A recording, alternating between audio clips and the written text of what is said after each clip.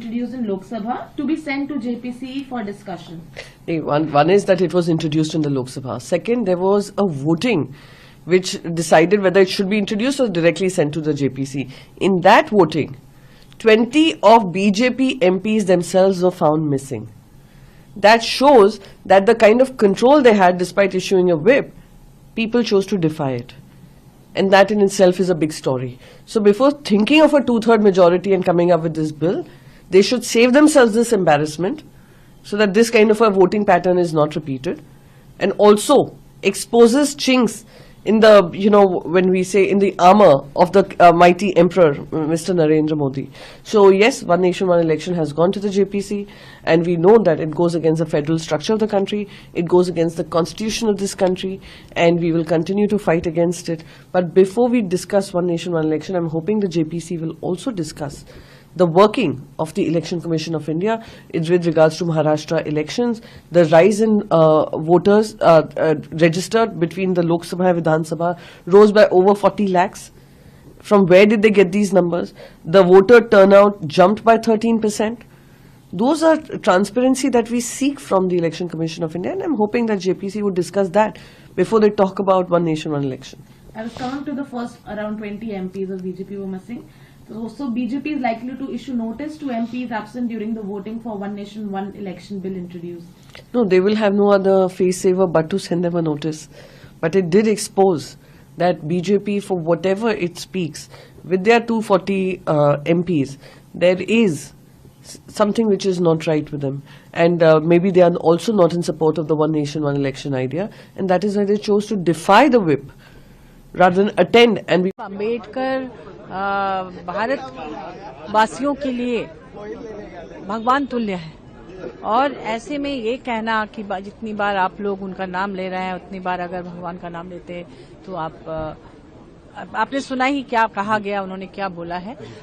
तो इसको लेकर बड़ा आक्रोश है लोगों में, और ऑल पार्टी आज यहाँ पर प्रोटेस्ट भी की है जो अपोजिशन में है उन लोगों ने।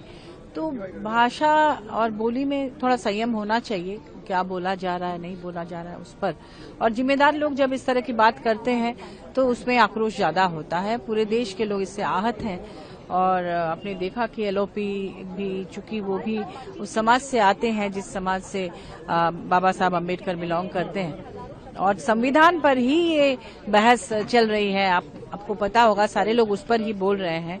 एक तरफ भाजपा की सरकार लगातार संविधान में जो अधिकार दिए गए हैं उनके खिलाफ चल रही है। आपको पता होगा कि अभी झारखंड में जो इलेक्शन था उसमें बटोगे कटोगे हिंदू मुस्लिम वाला जो खेल खेला गया किसी से छिपा हुआ नहीं है। हालांकि वो शहरी इलाके में कुछ कामयाब जरूर रहे, लेकिन ग्रामीण इलाके के लोगों ने इसको नकार दिया। वो समझ गए भाजपा का खेल, जैसे अयोध्या में नकारा गया था। तो उसी तरह से ये बटोगे कटोगे देश के विभाजन में लगे हुए हैं, देश के मनीषियों का अपमान कर रहे हैं, और खास तौर पर दलित समाज से बिलोंग करते हैं। तो इससे इनकी जो केंद्र में जो भाजपा की सरकार है, इनकी मंशा समझ में आती है, और हम इसकी घोर निंदा करते हैं। आपने देखा कि कल गृह मंत्री जी ने बाबा साहेब के ऊपर किस तरह की टिप्पणी की है। हमारा संविधान हमारा ग्रंथ है, हमारे देश का ग्रंथ है, और अगर संविधान ग्रंथ है तो बाबा साहेब भी भगवान से कम नहीं है। ऐसी छोटी सोच की टिप्पणी करना बाबा साहेब के बारे में बाबा साहेब का भी अपमान है, देश का अपमान है, देश के लोगों का अपमान है, और हमारे संविधान का अपमान है। जब पास होगा तब क्या है क्या नहीं देख लेंगे। मैंने आज पूरा सुना है, वो जो चल रहा था लोकसभा में देखा है। कुछ बातें हैं, क्या वो उसकी प्रतिक्रिया होती है क्या नहीं वो देखेंगे। हो जाए तो अच्छी बात है। ये बात भी से कुछ मामले में कि अगर एक साथ इलेक्शन होते तो 5 साल तक कम से कम विदाउट एनी हर्डल विकास के काम हो सकेंगे। और कभी कभी ऐसा लगता है ना कि हर चुनाव में देना ही देना है, कुछ ऐसा ये भी नहीं होगा, कुछ घोषणाएं नहीं करना पड़ेगी। विकास के दृष्टि से एक ठोस कार्यक्रम लेकर के सभी सरकारें चल सकती है, किसी की भी सरकार। अल्पावधि में कई सरकारें ऐसी हैं जिनको भंग करना पड़ेगा, अल्पावधि में भी भंग करने की अब ऐसा है, उसके लिए जो जो करना पड़ेगा रिपोर्ट आई है। रिपोर्ट के अनुसार कदम उठाएंगे। ये एकदम नहीं होना है, आज बिल पास हो गया तो कल हो जाएगा, ऐसा नहीं है। वो धीरे धीरे कदम उठा करके हमें उस स्थिति पे आना है, ये सोच बनाना पड़ेगी। विपक्ष इसका भी विरोध कर रही है, विपक्ष क्यों ऐसा नहीं सोचता है? देखो, विपक्ष विरोध नहीं, उनको धीरे धीरे सोचना पड़ेगा। पहले यही होता था ना, साथ साथ चुनाव होते थे, क्यों बदलने लगा? मध्यावधि चुनाव क्यों हुए? ये सब बातें हैं। लेकिन अब अगर ये एक परिस्थिति आती है, इसकी क्या अच्छी बातें हैं, ये अगर सब सोचेंगे तो मुझे लगता है कोई विरोध नहीं करेगा। देखते हैं, अभी तो चर्चा शुरू हो गई है, अभी तो है, रास्ता लंबा है। अरे बाबा मराठवाड़ा यूनिवर्सिटी को जो नाम दिया गया बाबा साहब का, किसने दिया? हिंदू मिल का प्रस्ताव क्या इन्होंने शुरू किया है क्या? इनके कार्यकाल में बना है? अरे दीक्षा भूमि के ऊपर पार्किंग के नए नए नियोजन कर रहे थे, इनको पूछिए बाबा साहब, इनको समझ में आया है क्या? इनके कितने नेताओं ने कितनी बातें बाबा साहब के बारे में कही है, हमको पूछिए। देखिए, बहुत अफसोस की बात है कि हमारे जो संविधान के निर्माता हैं बाबा साहब डॉक्टर भीमराव अंबेडकर के बारे में इस तरीके से उन्होंने टिप्पणी दी है, और ये साफ दर्शाता है कि भाजपा जो है उनका कोई संविधान पर उनका ना यकीन है, ना वो उसको मानना चाहते हैं, और रोजाना उल्लंघन करते हैं। और जिस तरीके से उन्होंने डॉक्टर भीमराव अंबेडकर को अपमानित किया, ये इससे साफ जाहिर होता है इन लोगों को सिर्फ अपनी मनमानी चलानी है और वही ये रोज करते हैं। तो हमें बहुत अफसोस हुआ कि एक ऐसे महापुरुष जिन्होंने हमें संविधान के रूप में एक सौगात दी है जिससे हर नागरिक के अधिकार जुड़े हुए हैं, उनका भी अगर आज के दौर में अपमान होगा तो ये देश किस राह पर जा रहा है, ये आपके हमारे सबके सामने है। तो बहुत अफसोसजनक बात है। लेकिन केजरीवाल जी से पहला सवाल, 10 साल से आप दिल्ली की सत्ता में हैं, बुजुर्गों को दी जाने वाली समाज कल्याण की पेंशन, क्या आपने उसको लागू किया? केंद्र सरकार दिल्ली में आयुष्मान कार्ड लागू कर रही थी, क्या आपने उसको लागू होने दिया? जब पिछले 10 साल में आपने अपनी कही हुई बातें और सरकारी सहायता को इन बुजुर्गों को नहीं मिलने दिया, तो आज अगर आप झूठी बात करेंगे तो क्या दिल्ली की जनता आप पर विश्वास कर लेगी? ये बड़े बुजुर्ग आशीर्वाद जब देते हैं तो देते पूरा है, आपको दिया था, लेकिन आपने इनकी आशीर्वाद का मजाक बना दिया, दिल्ली की जनता को आज त्राहिमाम कर दिया है। और आज ये बुजुर्ग इस बात को समझते हैं कि आप वृद्धों के लिए अगर कुछ करते तो आपको सफिशिएंट टाइम, पूरे 10 साल मिले थे, आपने नहीं किया, तो आज आप झूठ बोल रहे हैं। इनको अभी तक ये समझ नहीं आ रही है कि सारी जनता जान गई है कि इतना बड़ा जुमला था ये कि संविधान खत्म होगा, संविधान खत्म होगा। सच्चाई ये है, ये खाली एक जाति विशेष को प्रभावित करने के लिए जो है ये काम जो है कांग्रेस के लोग कर रहे थे, जो जिसमें वो सफल नहीं हो पाए। जनता ने इनको पूरी तरह से नकार दिया। कल अमित शाह जी ने राज्यसभा के अंदर बड़े विस्तार से पॉइंट बाय पॉइंट सारी बातें बताई कि हमारे संविधान निर्माताओं जब वो संविधान बना रहे थे, और खास तौर से जो है अम्बेडकर जी, किस तरह से उनका अनादर जो है करा गया, समय समय पर करा गया, टाइम पर करा गया। तो जो है वो झेप मिटाने के लिए अब जो है ये सारी नौटंकियां ये कर रहे हैं, जब इनको मालूम है कि इनकी सारी असलियत जो है एक्सपोज हो चुकी। देखिए, विपक्ष के पास हमने पहले भी कहा है, हम बार बार कहते हैं कि देश हित के मुद्दे उनके पास नहीं है, और उनको एक आदत हो गया कि कैसे भी सदन की कार्रवाई को उनको स्थगित करना है। अब उसके लिए वो नए एक होता है ना कि तिल का ताड़ बनाने का जो बात होता है, किसी भी एक लाइन को उसको तोड़ मरोड़ के पेश करने का उनका आदत हो गया है। जब भी आप देखेंगे हल्ला हंगामा चलेगा। हमने पहले भी कहा है कि ये विपक्ष कमजोर विपक्ष है, क्योंकि ये देश हित के मुद्दे पे चर्चा ही नहीं करना चाहती।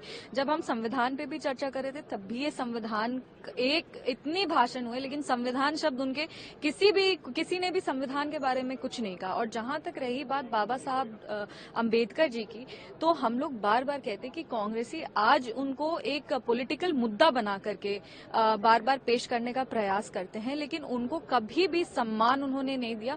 हर बार उनको अपमानित करने का काम किया गया। संविधान सभा जिस सेंट्रल हॉल में जहां पे चर्चा हुई, जहां पे संविधान हमारा तैयार हुआ, वहां पे उनकी चित्र तक को कांग्रेस ने लगने नहीं दिया। जब भारत रत्न देने की भी बात आई तो अपने 2 प्रधानमंत्री को उन्होंने भारत रत्न दिया, पर बाबा साहब को उन्होंने भारत रत्न नहीं दिया। बार बार वो संविधान बोलते हैं, आरक्षण बोलते हैं, हमें देश विरोधी कहते हैं, आरक्षण विरोधी कहते हैं, पर हमने अपने भाषण में उनको एक्सपोज भी किया कि किस तरह से उनके जो 3 प्रधानमंत्री थे जो 37 साल देश का प्रतिनिधित्व किए थे, वो कैसे आरक्षण विरोधी सोच रखते थे। आप अगर आज बाबा साहब की बात करते हैं तो आपने तब बाबा साहब की बात क्यों नहीं की जब आपके ही प्रधानमंत्री लगातार दलितों के खिलाफ और आरक्षण के खिलाफ अपने ऑन रिकॉर्ड स्टेटमेंट देते थे। वो स्टेटमेंट ऑन रिकॉर्ड है, हमने कुछ बनाया नहीं। हमने उनको लगता था आरक्षण से सेकंड क्लास सिटीजन आते हैं, उनको लगता था कि आरक्षण देश हित में नहीं है। अपने मुख्यमंत्रियों को उन्होंने चिट्ठी लिखी थी, जवाहरलाल नेहरू जी ने, कि आरक्षण के खिलाफ अपना आवाज उठाइए और आरक्षण क्यों नहीं होना चाहिए। तो ये तो आज हमें विपक्ष से पूछना चाहिए कि आप उनको आज राजनीतिक एक मुद्दा बना रहे, पर जब सही में सम्मान देने की बात थी, आप तो किसी भी अपने कार्य से, ना आपकी जो व्यवहार है उससे कहीं भी आपके बाबा साहब के तो आप फॉलोअर्स नहीं लगते हैं। बाबा साहब ने कहा था कि जो संविधान में समता के अवसर दिए गए हैं, एजुकेशन में, राजनीति में और आर्थिक स्थिति सुधारने में, तो एक समय ऐसा आएगा कि वंचित वर्ग के लोग भी पढ़ लिख कर आर्थिक रूप से मजबूत होकर आगे बढ़ेंगे और 21वीं सदी कमजोर वर्गों के लोगों की होगी। तो आज जब आपने कहा कि बहुत सारी पार्टियों ने जय भीम के नारे लगाए, तो दिल में बड़ी खुशी हुई कि जय भीम के नारे लगने चाहिए। हालांकि ये भी सच है कि बहुत सारी पार्टियों का जय भीम सिर्फ दिखावा है, चुनावी दिखावा, क्योंकि जब उनकी सरकारों में उनको मौका मिलता है कि वो जय भीम और बाबा साहब अम्बेडकर के विचारों पर चलने काम करे, तो वहाँ वो चूक जाती। तो ये बड़ा दुखद है। सिर्फ दिखावे के लिए बाबा साहब अम्बेडकर के नाम का प्रयोग नहीं होना चाहिए। एक बड़ी चिंता जो है, कल से जो राज्यसभा में होम मिनिस्टर ने जो बयान दिया है, हालांकि उनका जो बयान था वो पूरे रूप से वो कांग्रेस पे एक हमला था, लेकिन जिस तरह के शब्दों का प्रयोग उन्होंने किया उससे एक बड़ा आक्रोश जो है हक वंचित समाज में, उनमें गहरी चिंता है। भले ही अमित शाह जी के लिए बाबा साहब अम्बेडकर कोई बहुत मायने ना रखते हो, लेकिन इस देश के करोड़ों वंचितों, शोषितों, महिलाओं के मुक्तिदाता हैं बाबा साहब अम्बेडकर। और जहाँ तक मैं समझता हूँ, उन्होंने जो कार्य किए हैं उनका योगदान भुलाया नहीं जा सकता। किसी को मजबूरी में और किसी को जरूरत में बाबा साहब अम्बेडकर का नाम लेना ही पड़ता है। मैं यहाँ मैं ये भी कहना चाहता हूँ कि भाई बाबा साहब अम्बेडकर सदा थे, सदा हैं और सदा रहेंगे। लेकिन अमित शाह जी और प्राइम मिनिस्टर को शायद ये आभास नहीं है कि आज वो अगर गृह मंत्री हैं या प्रधानमंत्री हैं तो वो भगवान की देन नहीं है, बाबा साहब अम्बेडकर के संविधान की देन है। आज वो अगर गृह मंत्री या प्राइम मिनिस्टर हैं तो बाबा साहब के संविधान की वजह से हैं। और अहंकार बहुत अच्छा नहीं होता है। जैसे मैंने आपसे कहा कि ना सदा कांग्रेस सत्ता में रही और ना सदा भाजपा सत्ता में रहेगी। एक समय आएगा कि इसी देश के लोग इस भारतीय जनता पार्टी की सरकार को उखाड़ कर फेंक देंगे। तो मैं स्पष्ट रूप से कहना चाहता हूं कि इस तरह का बयान अम्बेडकरवादी तो किसी भी कीमत पर बर्दाश्त नहीं करेंगे। पूरे देश में अम्बेडकरवादियों में इस बात को लेकर गुस्सा है और मैं स्पष्ट तौर पर कहना चाहता हूं कि ये बयान जो है शर्मनाक है। लेकिन जो इस बयान के नाम पे नारे लगा रहे हैं उनको भी कहना चाहता हूं कि जहां उनकी सरकार है वहां बाबा साहब अम्बेडकर के विचारों के आधार पर आप सरकार चलाएं तो शायद जो है बाबा साहब अम्बेडकर का नारा लगाना, जय भीम का नारा लगाना सफल हो पाएगा। देखिए, आप एक बात बताइए ना, जो फीतर होता है ये लोग परिलक्षित कर देते हैं, इनका निकल जाता है। ये कभी भी अम्बेडकर आजादी के वक्त भी आप इसका इतिहास उठा के देखिए, इन्होंने कभी भी ओबीसीज का रिस्पेक्ट नहीं किया। इन्होंने संविधान के बारे में क्या कहा है कि चाहे वो सावरकर जी हों चाहे मुखर्जी जी हों, कि संविधान की जो ये मूल अवधारणा है वो हिंदुस्तान के से बिल्कुल विपरीत है। तो कोई आज का विरोध नहीं है, ये तो वोट की राजनीति नहीं होती। तो बीजेपी कभी भी इस जन्म में क्या 7 जन्म में अंबेडकर को ये एक्सपेक्ट करते ही नहीं। पहली बात। दूसरी बात, आप एक बात समझिए, आरक्षण जो सबसे महत्वपूर्ण है, ये बार बार कहते हैं, ये मूर्ति ना बनाओ। ये राजनीति जो करते हैं, मैं इनसे कहूंगा मूर्ति ना बनाओ। यूपीएससी, बीपीएससी, एसएससी में जो अधिकार प्राप्त है आरक्षण के द्वारा, उसको अक्षरशः लागू करो। सारे सीट खाली रह जाते हैं, हम कंप्लीट रूप से यूपीएससी में बीपीएससी में आने के बावजूद भी हमको हमारे आउट ऑफ टर्न हमको कर दिया जाता है, प्रमोशन में हमको खत्म कर दिया जाता है। तो आप इसको समझिए 11 सालों से लगातार। और 2003 में अटल बिहारी वाजपेयी जी जो बिल लाए थे, उस बिल को याद कीजिए जिसके चलते करोड़ों व्यक्ति की जिंदगी दलितों की सिर्फ इस बात को लेकर के एग्जिस्ट कर रही है कि क्या मैं हिंदुस्तान का हूं नहीं, नागरिकता की स्थिति कहीं पर भी अलग अलग स्टेट की स्थिति है। तो 2003 में भी अटल जी ने यही किया। उसके बाद 11 सालों से जो व्यक्ति आप सिर्फ वोट के पहले आप खैरात बांटते हो, खैरात, और उसके बाद उसके जो अधिकार हैं उसको उससे वंचित करते हो, चाहे वो एजुकेशन हो, चाहे उनकी सीटें उस पर वंचित करते हो। तो ये अंबेडकर की आइडियोलॉजी के कंप्लीट विपरीत पार्टी है। और अंबेडकर ही नहीं, जो अंबेडकर को मानने वाला समाज है, उनकी प्रगति के ये दुश्मन है, उनके एजुकेशन के, उनकी धार्मिकता के ये दुश्मन है। अंबेडकरवादी भगवान तो हमारे जीवन का निर्माण है ना। और यदि हमें आजादी दी है डेमोक्रेसी का, यदि आज मोदी जी यहाँ बैठे हैं तो अंबेडकर की देन है। यदि बीजेपी कहीं आ रही है तो वो अंबेडकर की देन है। तो आजादी हो या संविधान हो या मेरा एजुकेशन हो या मेरा सर्वाइवल हो या मेरी आर्थिक आजादी हो, सामाजिक समानता की बात हो, ये सब अंबेडकर की आइडियोलॉजी ने और संविधान ने दिया है। तो जो बुद्धवादी हैं, भीमवादी हैं, जो अंबेडकरवादी लोग हैं, वो अंबेडकर की ही पूजा करेंगे और भगवान को अपना साध मानेंगे। भगवान को साध मानने की इनकी जरूरत है। ये लोग भगवान को बेचते हैं, भगवान के नाम पर नफरत पैदा करते हैं और अंबेडकर का नाम लेके दलितों को ठगते हैं। ये इनका इतिहास है। भगवान को बेचते हैं और अंबेडकर का नाम मजबूरी में लेते हैं, वोट के लिए लेते हैं, और अंबेडकर के समाज के साथ इनका नफरत का रिश्ता है। बिल्कुल उनकी प्रगति के ये दुश्मन है। हमने अपोज किया है ये जो हमारा देश का जो फेडरल स्ट्रक्चर है, उसको ये खत्म करने की कोशिश है। ये पूरे एक व्यक्ति के हाथ में राज्य और देश की सत्ता रहे, उसके लिए ये बिल आया है। लेकिन वो जो व्यक्ति है जिसके लिए आप ला रहे हो, वो व्यक्ति अपना कार्यकाल पूरा नहीं करेगी।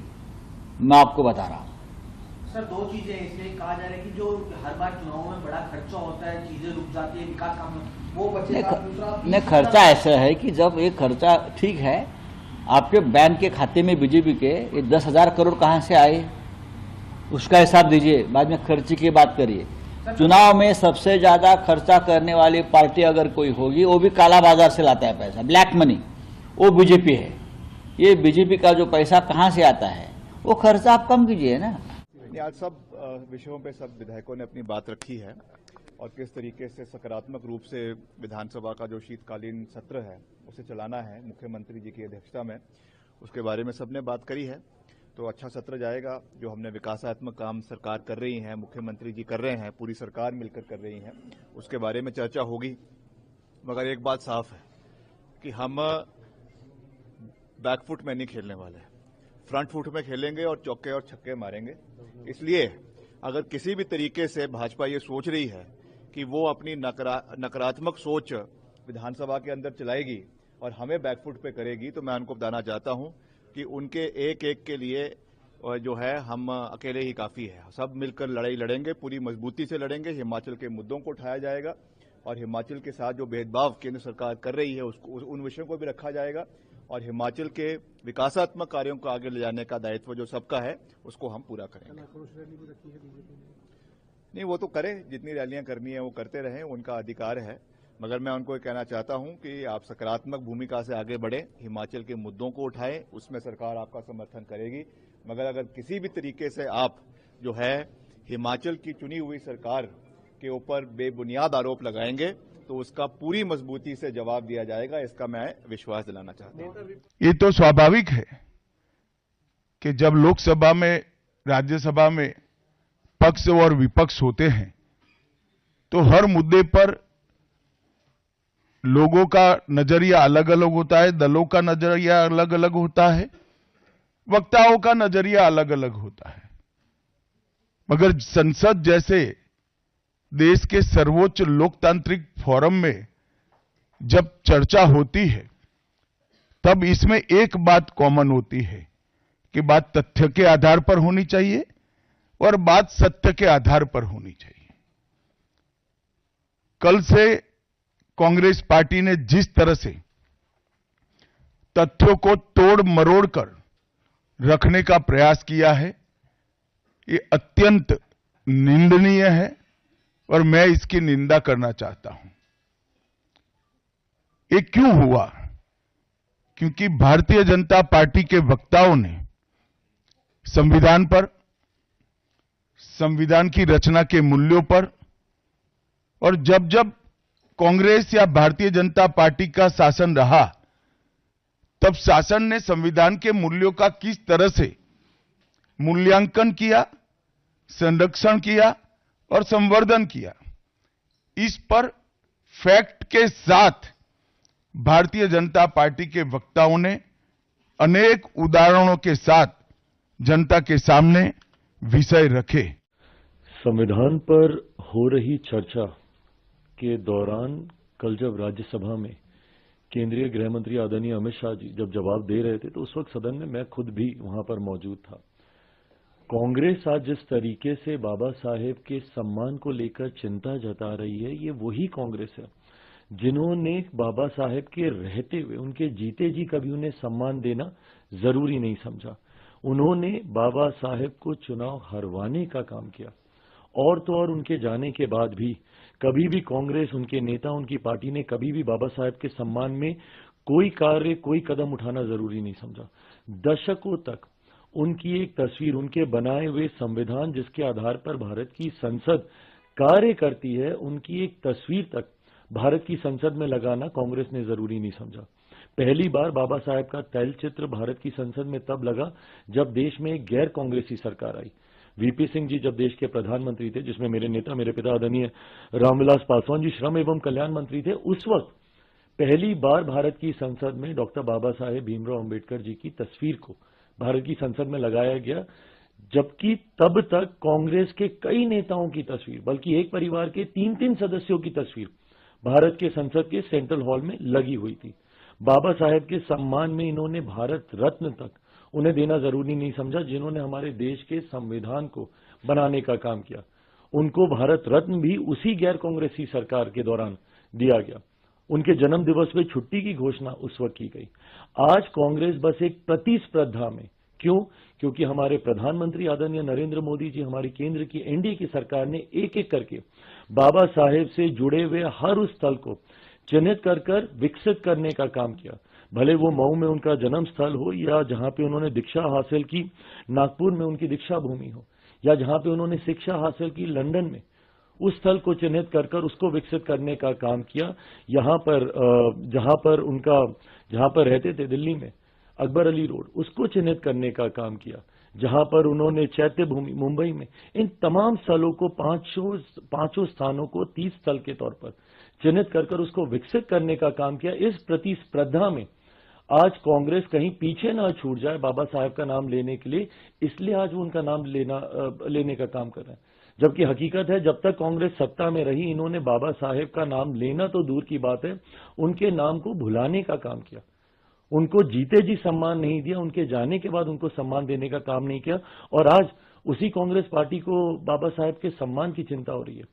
ये सिर्फ दिखावी बातें हैं। हकीकत है, देश में अगर किसी ने बाबा साहेब को सम्मान देने का काम किया तो वो हमारी मौजूदा एनडीए की सरकार है, वो हमारे मौजूदा प्रधानमंत्री आदरणीय नरेंद्र मोदी जी हैं। कांग्रेस सिर्फ दिखावा कर रही है। देश में जानबूझकर बेबुनियाद भ्रम फैलाने की कोशिश कर रही है। इस कांग्रेस पार्टी ने हमेशा भारत रत्न डॉक्टर अंबेडकर का अपमान किया। इन्होंने उनको कभी सम्मान नहीं दिया और मजबूर होकर वो देश के कानून मंत्री से उन्होंने इस्तीफा दिया। ये क्या कांग्रेस पार्टी बात करती है? नेहरू जी के समय के सारी चीजें रिकॉर्ड पर हैं, अंबेडकर जी ने विस्तार से लिखा है, और आज अमित शाह ने विस्तार से राज्यसभा के भाषण में, आप सुने, इनके पूरे डॉक्टर अंबेडकर जी के खिलाफ षड्यंत्र को पर्दाफाश किया था, एक एक उदाहरण देकर के। इन्होंने कभी उनका कोई स्मारक बनाया कायदे से? आज उनके 5-5 स्मृति स्थान बनाए हैं इंडिया की सरकार ने, मोदी जी की सरकार ने। क्या लंदन, क्या दिल्ली, क्या मुंबई, जहां जहां वो रहे। मऊ में भी जो बना वो भी अटल जी की सरकार के समय बना था। तो हम डॉक्टर अंबेडकर के प्रति समर्पित हैं क्योंकि वो देश को बनाने वाले थे। कांग्रेस पार्टी ने सदा डॉक्टर अंबेडकर का अपमान किया है। जो संविधान पर 2 दिन की बहस में कांग्रेस पार्टी का पूरा अतीत एक्सपोज हो गया, कैसे वो संविधान का खिलवाड़ करते हैं, इमरजेंसी लगाया, लोगों के नागरिक अधिकार छीने, और कैसे बार बार अपने को सत्ता में रहने के लिए अमेंडमेंट किया। तो अब वो गुस्से में है। तो अमित शाह के पूरे वक्तव्य को तोड़ मरोड़ कर गलत बयानी, झूठ बयानी कर रहे हैं। ये कांग्रेस का षड्यंत्र है, हम इसकी भर्त्सना करते हैं। अमित शाह जी के भाषण को पढ़िए, वो काफी जानकार स्वयं हैं। उन्होंने अंबेडकर के खिलाफ इन्होंने क्या क्या किया, कांग्रेस पार्टी ने इसको पूरा एक्सपोज किया है। हम सभी कांग्रेस पार्टी की भर्त्सना करते हैं। हम डॉक्टर अंबेडकर के प्रति समर्पित लोग हैं। वो लोग डॉक्टर अंबेडकर का सिर्फ दुरुपयोग करना चाहते हैं उनके नाम का। सर, इसी बीच ऑपोजिशन ने उनके इस्तीफे की भी मांग करी है। वहीं राहुल को कितना मालूम है डॉक्टर अंबेडकर के बारे में? कुछ पढ़े हैं? कभी वीर सावरकर का अपमान करते, मैंने तो कहा था उसमें, एक बार जाएं वहां पर अंडमान निकोबार में, उनके सेल में जाएं। आज तक राहुल गांधी भीमराव अंबेडकर के जन्मस्थान गए, चैत्य भूमि गए, जो उनकी इतनी स्मृतियां बनी है, कभी देखा है? क्या बात करेंगे। इसीलिए कांग्रेस पार्टी परेशान है, घबराई हुई है। देखा कि 2 दिन की बहस में कांग्रेस पार्टी का चेहरा बेनकाब हो गया, तो अब इस तरह की बेबुनियाद गुमराह करने वाली बात कर रहा है।